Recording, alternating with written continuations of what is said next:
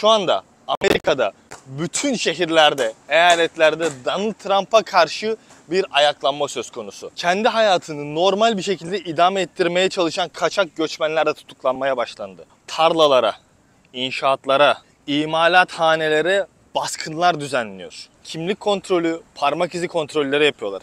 Toplu şekilde insanların ellerini ayaklarını kelepçeleyip sınır dışı ediyorlar. Amerikan vatandaşı, Amerikan pasaportu olan bir insan Trump tarafından sınır dışı edildi. Göçmenlik polisi yani ICE artık sadece sınırlarda değil şehirlerde aramızda dolaşıyor. Herkese merhaba arkadaşlar. Miami, Florida'dan sevgiler, saygılar. Çok parlak bir gün güneş kreminden ötürü. Herhangi bir şekilde sağ veya sol partiyi desteklemiyorum. Donald Trump'ın protestolarına katılmıyorum. Sokakta beraber yürüyeceğiz. Haberlerde izlemişsinizdir. Şu anda Amerika'da bütün şehirlerde, eyaletlerde Donald Trump'a karşı bir ayaklanma söz konusu. Donald Trump 2025 yılının Ocak ayında göreve geldi. Göreve gelir gelmez bir sürü sansasyonel olaya imza attı. Peki özellikle son 1-2 haftada neden bu göçmenlik olayları patladı? Bu sorunun cevabı arkadaşlar, Amerika'da göçmenlik polisleri yıllardır kaçak insanları tutup sınır dışı ediyorlar. Bu bildiğimiz bir şey ama bu göçmenlik polisleri %80, %90 hep sınırda görev yapıyordu. Ve tutuklananlar hep böyle ağır suçlular, aranan kişiler, ülkesinde bir belaya bulaşıp gelmiş insanlardı.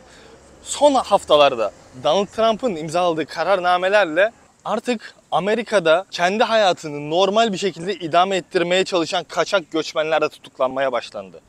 Baktığınız zaman Donald Trump tarlalara, inşaatlara, imalathanelere baskınlar düzenliyor. Kimlik kontrolü, parmak izi kontrolleri yapıyorlar. Toplu şekilde insanların ellerini ayaklarını kelepçeleyip sınır dışı ediyorlar. Bu yüzden şu olaylar patladı. Göçmenlik polisi yani ICE artık sadece sınırlarda değil şehirlerde aramızda dolaşıyor. Kiliselere, hastanelere, iş yerlerine baskınlar yapmaya başladılar. Arkadaşlar Miami'de yaşıyorum. Son çıkan haberlere göre Miami'de oynanacak Dünya Kupası maçlarında ICE polisi yani göçmenlik polisi olacakmış. Bu ne demek? Oraya giden insanlara muhtemelen göçmenlik statüsü kontrolü yapacaklar. Göçmenlik polisine yani ICE'a sınırlama kotaları getirildi. Bu sınırlama kotaları minimum arkadaşlar. Adamlara demişler ki günlük 3000 tane insanı tutuklamanız lazım. Donald Trump hızlı şekilde sınır dışı operasyonu getirdi. Eskiden neydi? Birisi muhtemelen suçlu olduğu için tutuklanıyordu. Bakın normal hayatını yaşayan insanlara pek karışmıyorlardı. Şu anda normal hayatını yaşayan kaçak insanları da tutukluyorlar. Devamında göçmenlik hakimini görmen gerekiyordu. Şu anda Express Deport diye bir şey getirildi. Donald Trump bu mahkemelerin senelerce sürdüğünü biliyor. Yani bazen bir mahkeme çıkıyorsun abi. 1 sene, 2 sene, hatta benim bir arkadaşım var. Çocuk bu sene mahkeme tarihi aldı, 2028'e vermişler. 3 sene sonraya mahkeme veriyorlar. Trump bu mahkemelerin senelerce sürdüğünü bildiği için hızlı deportasyon getirdi. Yani artık mahkeme kararı olmadan sınır dışına yolluyorlar. Ne kadar Amerika'daki savcılar, hakimler bunun yasal bir işlem olmadığını söylese de Donald Trump ben bu ülkenin başkanıyım, benim gücüm sizden daha fazla diyerek hakim ve savcılara rest çekti. Diğer bir gelişme de Donald Trump tuttuğu göçmenleri azılı hapishanelere gönderebiliyor. Guantanamo Bay denen böyle sadece özel suçların gittiği bir hapishane var. Ve bir de Sesot. YouTube'da belki videosunu izlemişsinizdir. El Salvador'da olan ve sadece kartellerin gittiği bir hapishane var. Donald Trump bu hapishanelere insan göndermeye başladı. Hatta ve hatta bir adet Amerikan vatandaşı yanlışlıkla sınır dışı edildi. Kaçak göçmen değil, green card sahibi, oturumu olan bir insan değil. Amerikan vatandaşı, Amerikan pasaportu olan bir insan Trump tarafından sınır dışı edildi. Yanlışlıkla oldu. Ama adamı sınır dışı etmişler.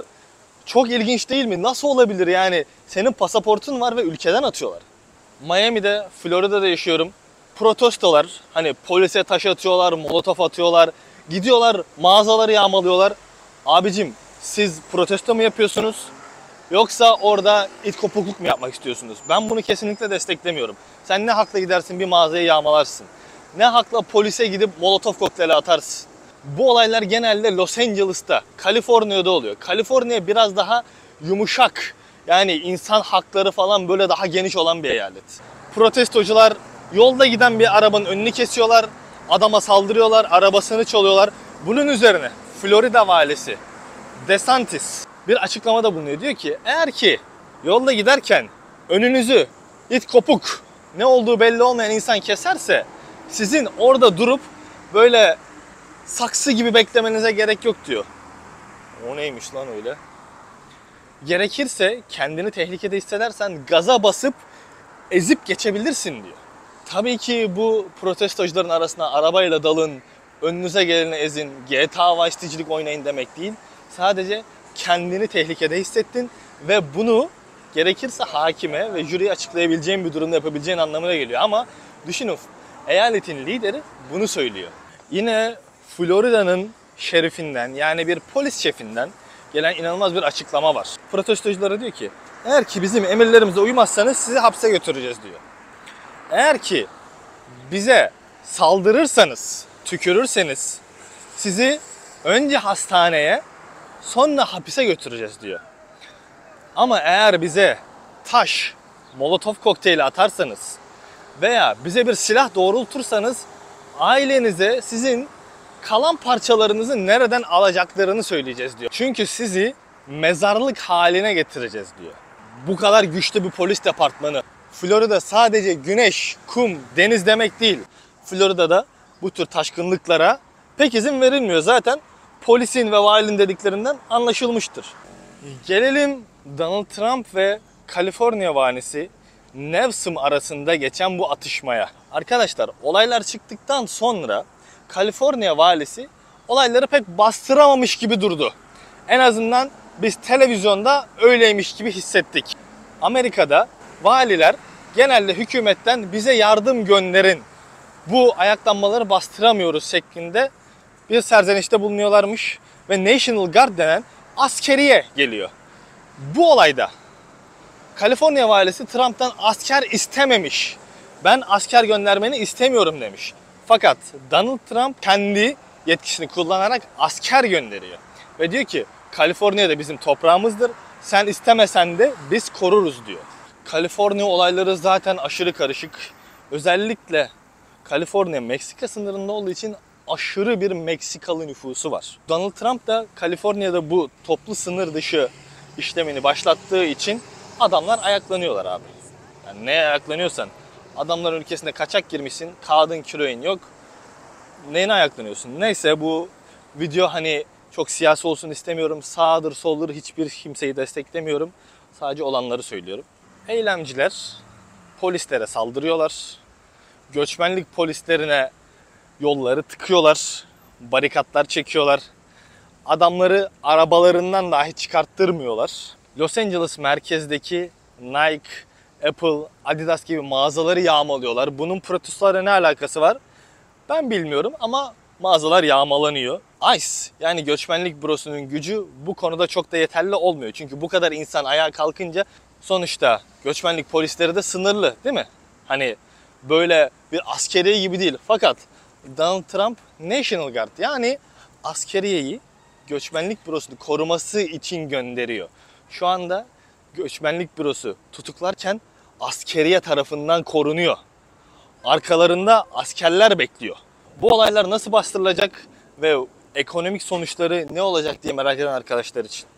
Dostlar, şu anda bu Los Angeles'ta ve genel olarak büyük şehirlere çıkan olaylar yüzünden bir sürü insan dükkanlarını açamaz hale gelmiş. İşlerine gidemiyorlar. Çünkü adamlar yolu tıkamışlar. İnsanlar ekonomik olarak zarar görmeye başladı. Ve bu durumda Amerikalı bazı siviller bir hal ve tavır almaya başladılar. Donald Trump bunun üzerine dedi ki bazı sektörlerde aşırı kaçak göçmen çalıştığı için ve bu göçmenlerin bazıları, inanmazsınız ama 20-30 senedir hiçbir şekilde dokümanı olmadan yaşayan insanlar var. Bu insanlar hakkında Donald Trump bir statü, bir ayarlama geçireceğini açıkladı. Dedi ki 20 senedir, 30 senedir bizde çalışıyor. Çok kaliteli elemanlarımız var. Biz bunların hepsini sınır dışı edemeyiz. Özellikle tarım, İnşaat, lojistik gibi sektörlerde aşırı göçmen kullanılıyor arkadaşlar. Bu göçmenler genelde kağıdı küreği olmayan insanlar. Kağıdı küreğinden kastım arkadaşlar Meksika sınırından geçiyorlar, o kadar. Bakın herhangi bir şekilde ilticaya falan başvurmuyorlar. Evlenmiyorlar. Zaten sınırdan geçtikten sonra evlensen de bir kağıtlarını düzeltmen çok da mümkün değil. Bu insanlar için bir düzeltme geçireceğini açıkladı. Anti-Donald Trump protestoları hakkında neler düşünüyorsunuz? Aşağı bir yorumunuzu yazın bakalım. Sizce Donald Trump doğru mu yapıyor? Göçmenlere, özellikle kağıdı olmayan insanlara daha mı çok hak verilmeli? Bugünlük benden bu kadar. Kendinize iyi bakın. Ozfly Miami'den bildirdi. Güzel bir yorum. Like'ı eksik etmeyelim. Ozfly is out.